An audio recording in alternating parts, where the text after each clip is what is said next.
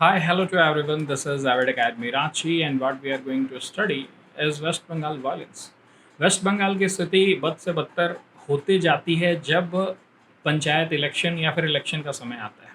2019 का ही समय था जब हम लोगों ने मास किलिंग देखी थी, और अब जब यहाँ पर पंचायती राज का इलेक्शन हो रहा है, हम लोग फिर से मास किलिंग देख रहे हैं। You can see out here 16 people की मौत हो गई जिस दिन पोलिंग थी, और लास्ट मंथ से अगर देखा जाए तो 35 लोगों की मौत हो गई है। ये सारे पॉलिटिकल मर्डर होते हैं, यानी कि तृणमूल कांग्रेस के कैडर मिल करके कांग्रेस को मारेंगे, कांग्रेस मिल करके टीएमसी मारेगा, बीच में बीजेपी के मारे जाएंगे, सीपीआईएम के मारे जाएंगे। और इसीलिए वेस्ट बंगाल के जो गवर्नर हैं वो कह रहे हैं कि डार्केस्ट आवर चल रहा है।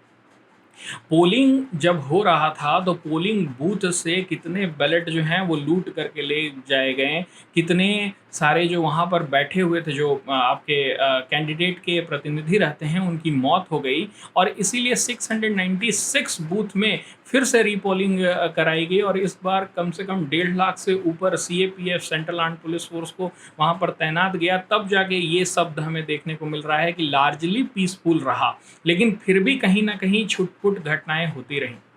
तो हम लोग इस वीडियो में ये समझने का कोशिश करेंगे कि इतिहास क्या है, क्यों इस तरह के वायलेंस होते हैं बंगाल में और बाकी सारे जगह में देखने को नहीं मिलता है। एक जगह तो मिलता है, केरला में हमें देखने को मिलता है।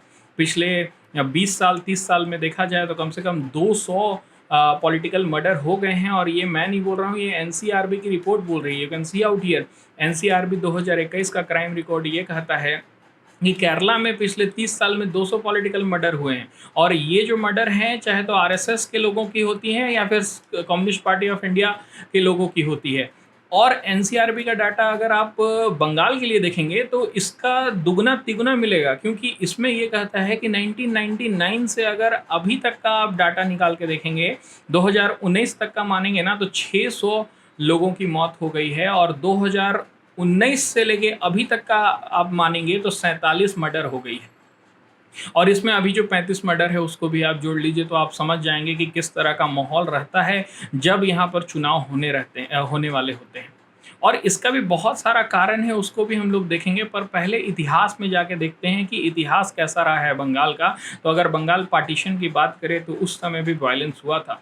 उसके बाद अनुशीलन समिति जो थी, जुगांतर पार्टी थी, ये सब भी वायलेंस में लिप्त रहते थे।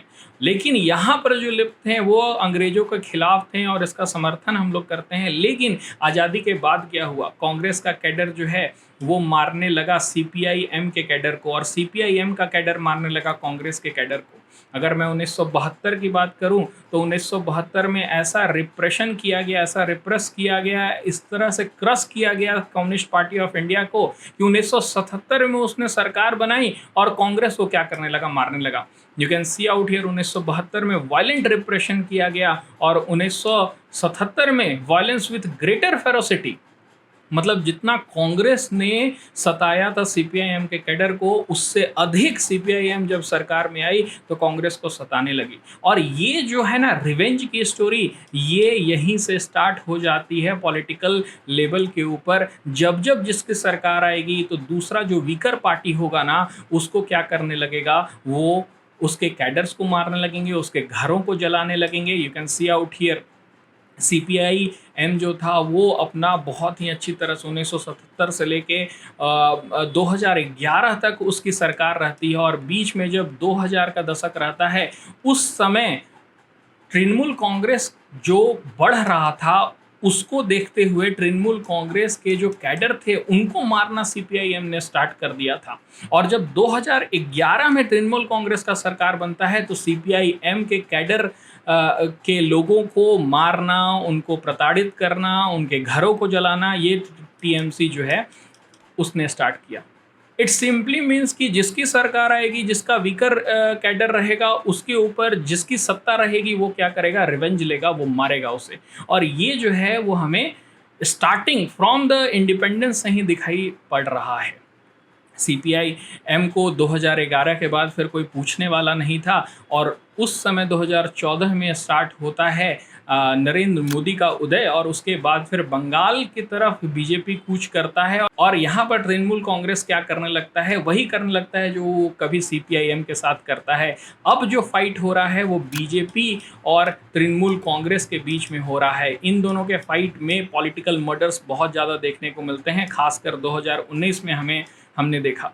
इवन जो राष्ट्रीय अध्यक्ष जेपी नड्डा थे उनके ऊपर भी पथराव हो गया था 2019 में। तो आप समझ सकते हैं कि पॉलिटिकल कॉन्शियसनेस कितना ज़्यादा है और कैसे दूसरे पार्टी को एकदम ही नहीं वो चाहते हैं कि आगे बढ़े। इनमें लॉयल्टी बहुत ज़्यादा होता है। अगर आप बात करें ना कि पूरे देश से अगर कंपेयर करें तो राजनीतिक चेतना जितनी बंगाल में मिलेगी उतनी आपको और कहीं नहीं मिलेगी। जहां पर बगल के राज्य झारखंड में 60% तक का ही वोटिंग होगा, वहीं पर बगल के जितने सारे भी वेस्ट बंगाल के रीजन होंगे वहां 80% से ऊपर का वोटिंग होगा। ये बता रहा है कि कितनी राजनीतिक चेतना है इनमें, पॉलिटिकल कॉन्शियसनेस है, पॉलिटिकली एक्टिव रहते हैं बंगाल के लोग, और इसमें मारकाट भी शामिल है। You can see out here BJP made deep political इनरोड। कब? 2019 में, या फिर उससे 2014 से ही काम शुरू था। 2019 में थोड़े से और बढ़त हुई क्योंकि वो अब मेन अपोजिशन पार्टी बन के उभरी है। और सिचुएशन अब ऐसा है कि political rivalry and political killing जो है वो इन दोनों के बीच में हो रहा है, और ऑफ कोर्स कांग्रेस भी अब पार्ट ले रही है इस किलिंग में। इसमें एक लास्ट पॉइंट मैं एडअप ये करना चाहता हूँ कि ये जो लड़ाई होती है ना उसके पीछे ज़रूर पैसा रहता है। ये तो है, पॉलिटिकल एलिजेंस तो रहता ही है कि मैं इस पॉलिटिकल पार्टी का हूँ तो मैं चेंज करके नहीं जाऊँगा, और मार काट इसमें भी होती है कि आपकी टेरिटरी फिक्स रहती है, आपकी टेरिटरी फिक्स रहती है।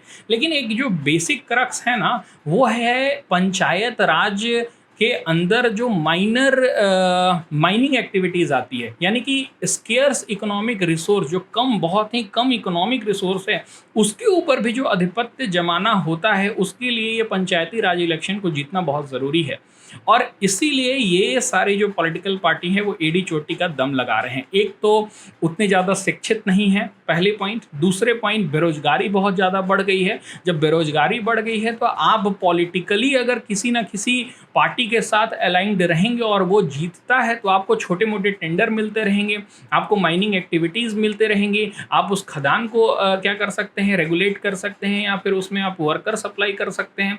तो इसीलिए आप क्या करेंगे, एडी चोटी का दम लगा देंगे उस पंचायती राज इलेक्शन में कि आप ही की सरकार बने, आप ही के पर्सन चुनाव जीत कर आए।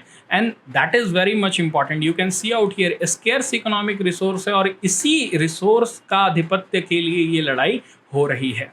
तो बहुत सारे कारण हैं, इतिहास है, इकोनॉमी है, ये सारे मिल करके ये फैक्टर क्रिएट करते हैं जिससे कि इस तरह के पॉलिटिकल मर्डर हमें बंगाल में देखने को मिलते हैं।